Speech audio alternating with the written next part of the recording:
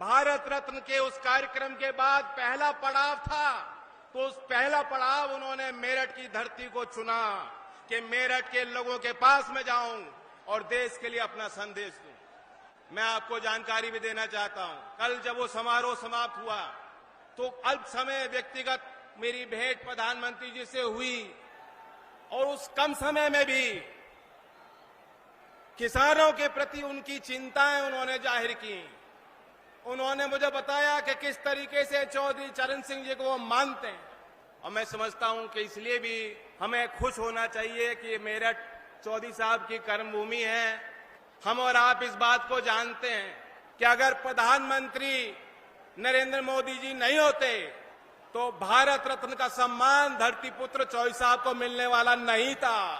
ये निर्णय, ये साहसी फैसला, ऐतिहासिक निर्णय आपके सम्मान को आगे बढ़ाने के लिए प्रधानमंत्री जी ने इसलिए भी लिया, वो भी जानते हैं चौधरी साहब का कितना बड़ा योगदान राष्ट्र निर्माण में रहा। वो ये भी जानते हैं कि चौधरी चरण सिंह जी गुजरात को अपने आध्यात्मिक और राजनीतिक जीवन शैली की पीठ मानते थे।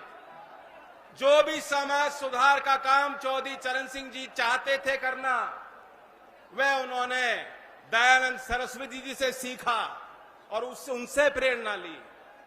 हीरो वर्शिप एक मॉडर्न टर्म है।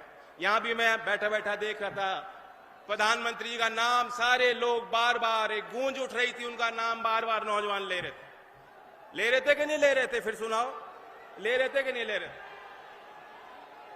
ये भी एक गहरे विश्वास का प्रतीक। ले रहे थे कि नहीं ले रहे थे? फिर सुनाओ, ले रहे थे कि नहीं ले रहे?